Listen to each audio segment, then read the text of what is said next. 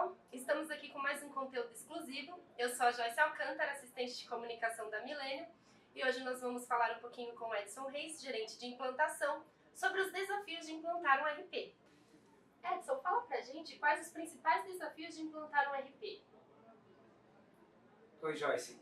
São muitos desafios, mas acho que para a nossa conversa aqui, eu acabei resumindo em 3 grandes desafios. É um tripé, é uma pirâmide com 3 pontas. São processos, pessoas e produto, onde o produto é o próprio RP. Quando uma empresa resolve implementar um RP, ela tem que se preocupar com esse tripé, resolvendo todos os problemas nesses 3 pontos. Quais as áreas de uma empresa são afetadas pela implantação de um RP, Edson? Então, Joyce, tudo depende do escopo do RP que está sendo implementado. Se a gente olhar para uma empresa e a gente olhar para a cadeia de valores dessa empresa, normalmente o RP é responsável pela atividade core, ou seja, aquela atividade que tem o objetivo de gerar receita direta para a empresa. Também tem alguns RPs que complementam a operação e cuidam das atividades de apoio. São aquelas atividades que não fazem parte do processo core da empresa. Por exemplo, se a gente imaginar uma empresa que tem uma rede de lojas que é revenda, o processo core dela é comprar, armazenar, distribuir para a rede de lojas, vender e entregar ao consumidor final. Então o RP ele vai atender esse core, mas você tem algumas atividades de apoio. Por exemplo, gerenciar o financeiro é uma atividade de apoio. Gerenciar pessoas, sistemas de RH, é uma atividade de apoio. Então o RP ele pode atender só a cadeia de valor, na cadeia de valor, só os processos principais, os processos core, mas também eles podem atender as atividades de apoio. Tudo depende do escopo contratado pela empresa que está adquirindo o RP. Entendi, Edson.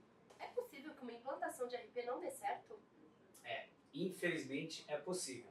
Você lembra da pirâmide que a gente acabou de falar? Sim. Produtos, processos e pessoas. Se uma dessas 3 pontas falhar, com certeza o RP não vai funcionar e não vai ser implementado de forma satisfatória na empresa. E isso, por exemplo, é posto para o cliente quando vocês vão realizar a implantação? Ele tem ciência disso? Sim, sim. Na verdade, quando a gente fala em produto, a primeira ponta da pirâmide, o cliente, ele tem que tomar a decisão em qual ERP. Isso é um trabalho dele. Então, antes dele contratar a Milênio, por exemplo, ele tem que fazer um trabalho de escolha, eleger qual é o sistema que se enquadra melhor para a necessidade dele. Claro, sempre fazendo aquela grande relação de custo-benefício, porque tem sistema que custam muito caro e muitas vezes o mais caro não atende a necessidade da empresa. Essa relação de custo-benefício tem que ser levada em consideração e levar em consideração quais são os recursos que podem ser implementados dentro da empresa no momento da aquisição. A partir do momento que ele toma a decisão em contratar o sistema da Milênio, aí entra o trabalho do produto, que é o nosso, de implementação. Então a gente faz aquele trabalho de processo, que é identificar quais são os processos que o cliente precisa e quais os processos que se aderem às necessidades e às possibilidades dentro do nosso ERP. Então a gente já está falando do segundo P, que é o processo. E aí tem o trabalho, em conjunto com a empresa, de envolver todas as pessoas da empresa, a montagem da equipe, para deixar claro para todo mundo que a implementação do ERP é um desafio e que todos devem participar. Então, produtos, pessoas e processos cada vez mais interagindo, fazendo com que o processo dê tudo certo no final. Quais os cuidados, Edson, para que essa implantação dê certo? Tem que tomar bastante cuidado mesmo, porque normalmente a empresa fez investimento, não é um investimento baixo e tem que tomar um cuidado desde o processo de definição de escopo, que é a primeira etapa do nosso trabalho. Então um consultor de processo vai na empresa, entende os detalhes, declara esse escopo, gera um documento, o nosso cliente recebe esse documento e faz uma aprovação desse escopo. Com isso, a gente já fez um alinhamento entre aquilo que o comercial vendeu, que é a expectativa gerada, e a expectativa real, que pode ser alcançada durante o processo de implementação. Essa declaração de escopo é fundamental que ela seja feita e o cliente valide esse trabalho. Logo na sequência, aí vem a segunda etapa, que é o cronograma. Então a gente estabelece as datas em que o consultor vai nas empresas fazer o trabalho de implementação, treinamento. Então você percebe que existe um envolvimento e responsabilidade de todo mundo a partir desse momento. Os diretores da empresa, dos nossos clientes, precisam eleger um responsável. Aqui nós na Milênio nós chamamos ele de gestor. Ou tem algumas empresas que chamam de gerente de projeto, tudo vai depender, certo? Porque é uma questão de semântica.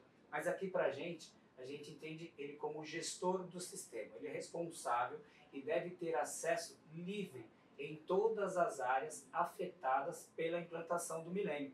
É fundamental que isso ocorra porque decisões deverão ser tomadas e não dá para a decisão ficar na mão de cada um responsável por cada setor. É preciso que alguém centralize essas informações para que a gente para que a gente tenha um andamento mais fácil de todo o projeto. Então a gente tem o gestor do lado da Milênio, além do consultor da implantação. Temos um coordenador de implantação para cuidar das coisas técnicas.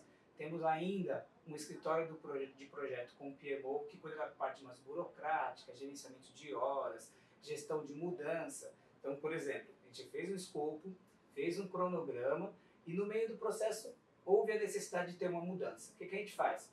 Pega essa mudança, documenta e verifica se ela vai ter um impacto no projeto. O impacto pode ser de data, pode ser de custo ou pode ter impacto algum.